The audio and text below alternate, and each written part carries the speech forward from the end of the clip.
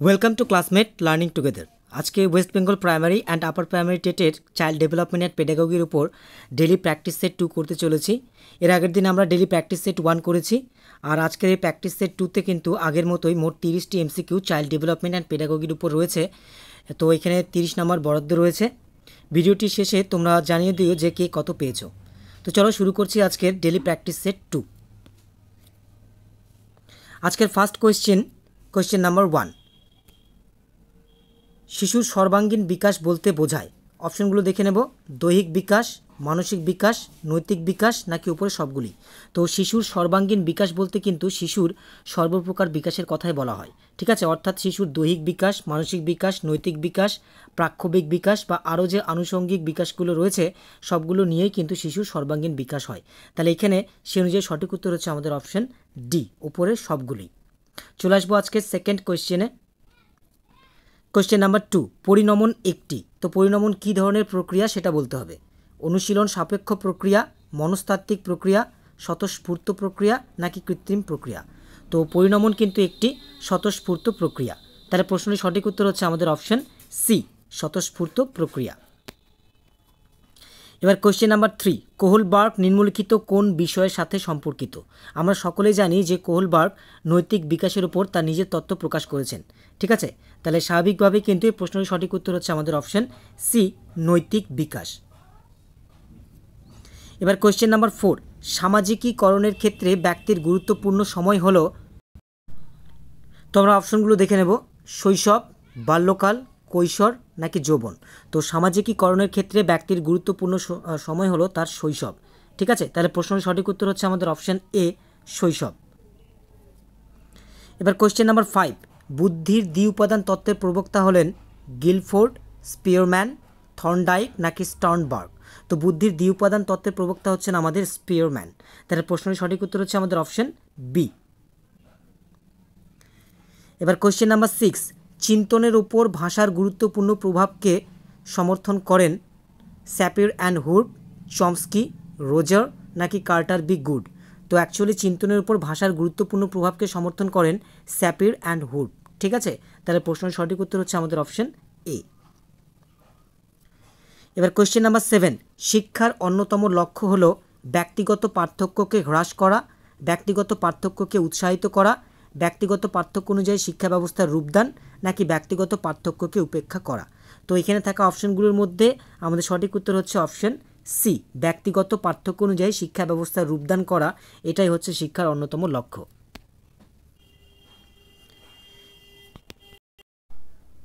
এবার question number 8, নিম্নলিখিত কোনটি শিক্ষণের জন্য অ্যাসেসমেন্ট। শিক্ষার্থীর পারদর্শিতা পর্যালোচনা, শিক্ষার্থীকে গ্রেড দেওয়া, দুর্বলতা নির্ণায়ক অ্যাসেসমেন্ট, নাকি উপরে সবগুলি নয়। তো এখানে অপশনগুলোর মধ্যে যেটা শিক্ষণের জন্য অ্যাসেসমেন্ট সেটা হচ্ছে আমাদের দুর্বলতা নির্ণায়ক অ্যাসেসমেন্ট। তাহলে প্রশ্নটির সঠিক উত্তর হচ্ছে আমাদের অপশন সি। এবার কোয়েশ্চেন নাম্বার 9, শিক্ষণ অক্ষমতা সম্পন্ন শিক্ষার্থীদের শিক্ষণে যা করণীয়। অপশনগুলো দেখে নেব। সাধারণ শিক্ষার্থীদের মতোই সমানভাবে আলোকপাত করা, শিক্ষণের বিষয়টি একাধিকবার অনুশীলনের ব্যবস্থা করা, বিশেষ শ্রেণী শিক্ষকের দ্বারা শিক্ষণ প্রক্রিয়া পরিচালনা করা, নাকি একাধিক শিক্ষামূলক প্রদীপনের ব্যবহার করা। তো এখানে যেটা মোস্ট অ্যাপ্রোপ্রিয়েট আনসার সেটা হচ্ছে আমাদের অপশন সি, ঠিক আছে, বিশেষ শ্রেণী শিক্ষকের দ্বারা শিক্ষণ প্রক্রিয়া পরিচালনা করা। এবার কোয়েশ্চেন নাম্বার 10, স্মৃতির পক্ষে কোনটি অধিক সহায়ক। দলগঠন ও ছন্দময় করা, নিয়মিত বিশ্রাম, শাস্ত্রীয় পুরস্কারের নীতি অনুসরণ করা, নাকি অনুষঙ্গের নীতি অনুসরণ করা। তো স্মৃতির পক্ষে সবচেয়ে বেশি সহায়ক হচ্ছে নিয়মিত বিশ্রাম, ঠিক আছে। তাহলে সঠিক উত্তর আমাদের অপশন বি, নিয়মিত বিশ্রাম। এবার কোয়েশ্চেন নাম্বার 11, নিম্নলিখিত কোনটি পাঠদানের নীতি নয়। Negative question. অপশনগুলো দেখে নেব। সরল থেকে জটিল বিষয়ের পাঠদান, এটা পাঠদানের একটি নীতি। মূর্ত থেকে বিমূর্ত বিষয়ের পাঠদান, এটিও কিন্তু পাঠদানের একটি নীতি। জানা থেকে অজানা বিষয়ের পাঠদান, এটিও একটি পাঠদানের নীতি। আর অংশ থেকে সমগ্র বিষয়ের পাঠদান, এটাই কিন্তু আমাদের পাঠদানের একটি নীতি নয়। তাহলে প্রশ্নটির সঠিক উত্তর হচ্ছে আমাদের অপশন ডি, কারণ কোশ্চেনে চাওয়া হয়েছে যে কোনটি পাঠদানের নীতি নয়, ঠিক আছে। চলে আসবো পরবর্তী কোয়েশ্চেনে। কোয়েশ্চেন নাম্বার 12, সৃজনশীল শিক্ষার্থী তাকে বলা যায় যে পরীক্ষায় সর্বদা অধিক নম্বর পায়, উচ্চ বুদ্ধি সম্পন্ন, পার্শ্ববর্তী চিন্তন এবং সমস্যা সমাধানে বিশেষ ক্ষমতা সম্পন্ন, নাকি অঙ্কন ও চিত্রকলায় অত্যন্ত প্রতিভা সম্পন্ন? তো অ্যাকচুয়ালি সৃজনশীল শিক্ষার্থী তাকে বলা যায় যার মধ্যে পার্শ্ববর্তী চিন্তন এবং সমস্যা সমাধানে বিশেষ ক্ষমতা থাকবে। ঠিক আছে, তাহলে স্বাভাবিকভাবে প্রশ্নের সঠিক উত্তর হচ্ছে আমাদের অপশন সি। চলে আসবো পরবর্তী কোয়েশ্চেনে। তো কোয়েশ্চেন নাম্বার 13, নিম্নলিখিত কোনটি শিক্ষক কেন্দ্রিক শিক্ষা পদ্ধতি? এখানে রয়েছে বক্তৃতা পদ্ধতি, ডেমনস্ট্রেশন পদ্ধতি, সক্রিয়তা ভিত্তিক পদ্ধতি আর পরিকল্পিত পাঠদান পদ্ধতি। তো এগুলোর মধ্যে যেটা শিক্ষক কেন্দ্রিক শিক্ষা পদ্ধতি সেগুলো হচ্ছে আমাদের বক্তৃতা পদ্ধতি আর সক্রিয়তা ভিত্তিক পদ্ধতি। ঠিক আছে, এই দুটি কিন্তু শিক্ষক কেন্দ্রিক শিক্ষা পদ্ধতি। তাহলে প্রশ্নের সঠিক উত্তর হচ্ছে আমাদের অপশন বি 1 এবং 3। এবার কোয়েশ্চেন নাম্বার 14, শিক্ষাক্ষেত্রে শিক্ষার্থীর সক্রিয়তা প্রকাশ পায় শিক্ষণের মাধ্যমে, শৃঙ্খলা মান্যতার মাধ্যমে, নির্দেশ পালনের মাধ্যমে, নাকি শিক্ষণের মাধ্যমে? তো শিক্ষাক্ষেত্রে একজন শিক্ষার্থীর সক্রিয়তা প্রকাশ পায় কিন্তু তার শিক্ষণের মাধ্যমে। একজন শিক্ষার্থী কতটা শিখেছে তার মধ্য দিয়ে কিন্তু এটি প্রকাশ পায়। তাহলে প্রশ্নের সঠিক উত্তর হচ্ছে আমাদের অপশন ডি, শিক্ষণের মাধ্যমে। এবার কোয়েশ্চেন নাম্বার 15, শিখন হলো, তো শিখন কী ধরনের প্রক্রিয়া সেটা বলতে হবে। একটি জীবনব্যাপী প্রক্রিয়া, জীবনের নির্দিষ্ট সময়ব্যাপী প্রক্রিয়া, একটি নিষ্ক্রিয় প্রক্রিয়া, নাকি উপরে কোনোটি নয়? তো বিকাশের মতোই কিন্তু শিখন হলো একটি জীবনব্যাপী প্রক্রিয়া। এই শিখন কিন্তু মৃত্যু পর্যন্ত চলতে থাকে।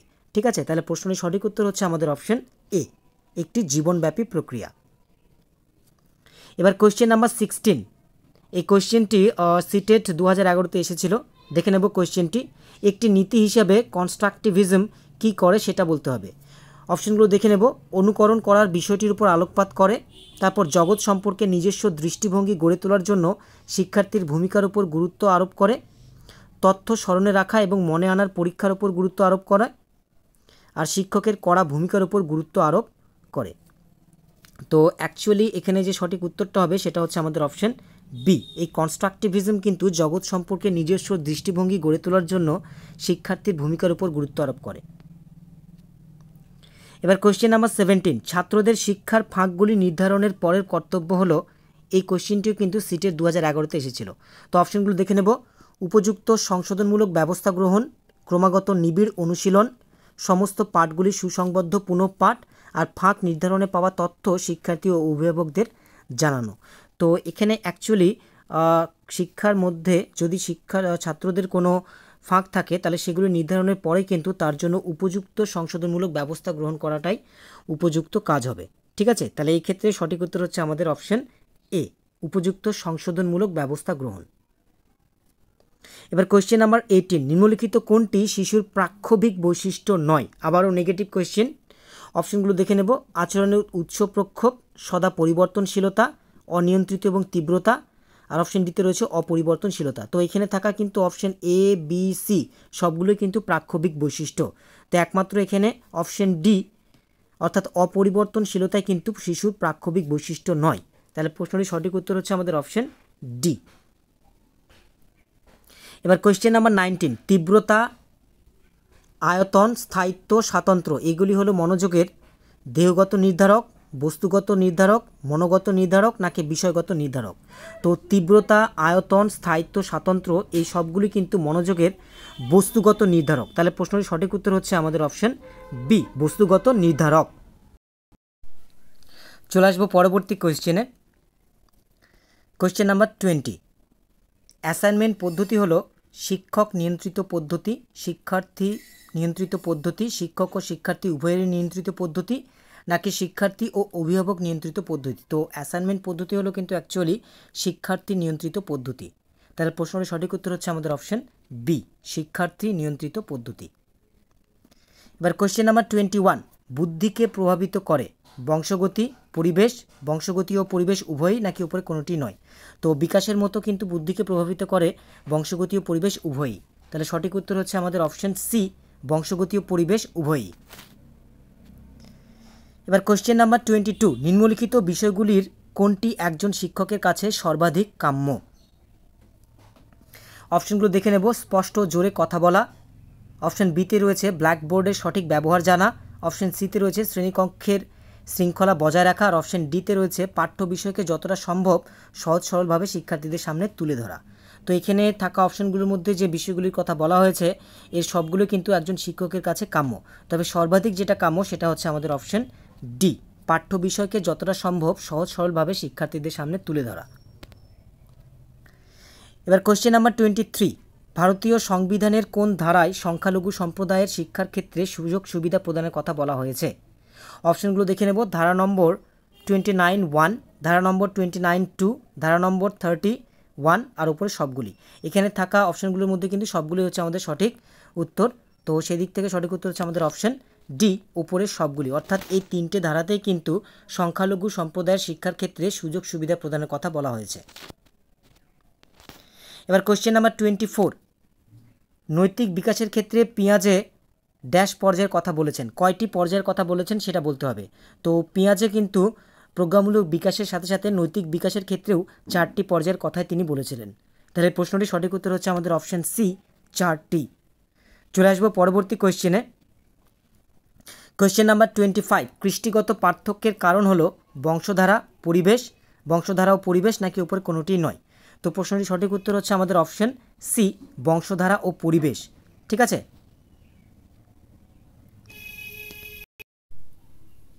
এবার কোশ্চেন নাম্বার 26, শ্রেণীকক্ষে আপনি ছাত্রদেরকে একটি প্রশ্ন করলেন এবং একজন ছাত্র প্রশ্নটির উত্তর ভুল দিল, মানে ভুল উত্তর দিল। এই অবস্থায় শিক্ষক হিসেবে আপনি কি করবেন? অপশনগুলো দেখে নেব। ছাত্রদের সঠিক উত্তর বলে দেবেন, তারপর অন্য ছাত্রদের সুযোগ দেবেন যাতে তারা প্রশ্নটির সঠিক উত্তর দিতে পারে, তারপর বেশ কয়েকজন ছাত্রের উত্তর শোনার পর সঠিক উত্তরটি ছাত্রদের বলে দেবেন। আর অপশন ডিতে রয়েছে বি এবং সি উভয়ই সঠিক। তো অ্যাকচুয়ালি এখানে কিন্তু অপশন বি আর সি দুটোই আমাদের ঠিক, তাহলে সেদিক থেকে প্রশ্নটির সঠিক উত্তর হচ্ছে আমাদের অপশন ডি, বি এবং সি উভয়ই সঠিক। এবার কোয়েশ্চেন নাম্বার 27, নীরব পাঠে পাঠ্য বিষয়বস্তু বোঝার দক্ষতা বৃদ্ধি পায়, পাঠ্য বিষয় স্মরণ করতে সুবিধা হয়, পাঠ্য বিষয় পঠনে অতিরিক্ত সময় অপচয় হয় না, উপরে কোনোটি নয়। তো আমাদেরকে উত্তর একটা নিতে হবে। তো সেদিক থেকে আমাদের মোস্ট অ্যাপ্রোপ্রিয়েট আনসার হচ্ছে অপশন এ, পাঠ্য বিষয়বস্তু বোঝার দক্ষতা বৃদ্ধি পায়। তো অন্যান্য বি আর সি অপশনে যে উত্তরগুলো দেওয়া আছে সেগুলোও কিন্তু নীরব পাঠের ক্ষেত্রে ঠিক, তবে সেগুলো একটা সময় পর কিন্তু সেটা সেরকমভাবে আর হয় না। এই ক্ষেত্রে কিন্তু পাঠ্য বিষয়বস্তু বোঝার দক্ষতাটাই বৃদ্ধি পায়। চলে আসবো পরবর্তী কোয়েশ্চেনে। কোয়েশ্চেন নাম্বার 28, কোন মনোবিদ শিক্ষা বিজ্ঞানের জনক নামে পরিচিত? উডওয়ার্ড, হার্বার্ট, স্পেন্সার নাকি ডিবি? তো অ্যাকচুয়ালি শিক্ষা বিজ্ঞানের জনক হচ্ছেন আমাদের হার্বার্ট। তাহলে প্রশ্নটির সঠিক উত্তর হচ্ছে আমাদের অপশন বি। এবার কোয়েশ্চেন নাম্বার 29, নিম্নলিখিত কোনটি শিক্ষণকে আগ্রহজনক করার ক্ষেত্রে সর্বাধিক গুরুত্বপূর্ণ উপাদান? এখানে সর্বাধিক গুরুত্বপূর্ণ উপাদানের কথা বলা হয়েছে। পাঠ পরিকল্পনা, শিক্ষকের ব্যক্তিত্ব, শিক্ষণ পদ্ধতি নাকি পঠনের বিষয়বস্তু? তো এখানে থাকা সবগুলো অপশনই কিন্তু শিক্ষণকে আগ্রহজনক করবার জন্য গুরুত্বপূর্ণ উপাদান, তবে সর্বাধিক গুরুত্বপূর্ণ উপাদান হচ্ছে শিক্ষণ পদ্ধতি। ঠিক আছে, তাহলে প্রশ্নটির সঠিক উত্তর হচ্ছে আমাদের অপশন সি, শিক্ষণ পদ্ধতি। অর্থাৎ কোনো একটি শিক্ষণকে যদি আগ্রহজনক করতে চাই তাহলে সেক্ষেত্রে কিন্তু আমাদের সর্বাধিক উপাদান হচ্ছে তার শিক্ষণ পদ্ধতি, অর্থাৎ শিক্ষণ পদ্ধতিটাকে কিন্তু আগ্রহজনক হতে হবে। চলে আসবো আজকে লাস্ট কোয়েশ্চেনে। কোয়েশ্চেন নাম্বার 30, নিম্নলিখিত কোন শিক্ষণ পদ্ধতি সর্বাপেক্ষা উৎকৃষ্ট? অপশনগুলো দেখে নেব। অপশন এতে রয়েছে শিক্ষামূলক ভ্রমণ পদ্ধতি, অপশন বি পাঠ্যপুস্তক পদ্ধতি, অপশন সি বক্তৃতা পদ্ধতি আর অপশন ডি প্রকল্প পদ্ধতি। তো এখানে থাকা অপশনগুলোর মধ্যে যে শিক্ষণ পদ্ধতিটি সর্বাপেক্ষা উৎকৃষ্ট সেটা হচ্ছে আমাদের অপশন ডি, প্রকল্প পদ্ধতি। তো এর সাথে সাথেই আমাদের এই ভিডিওটি শেষ হলো, অর্থাৎ ডেইলি প্র্যাকটিস সেট 2 শেষ হলো। তো তোমরা কে কত পেয়েছো কমেন্টে জানিয়ে দিও। আর এই ভিডিওটি ভালো লাগলে অবশ্যই তোমরা লাইক করো, কমেন্ট করো, শেয়ার করো। আর এরকম ভিডিও পাওয়ার জন্য তোমরা চ্যানেলটিকে অবশ্যই সাবস্ক্রাইব করো। And thanks for watching this video.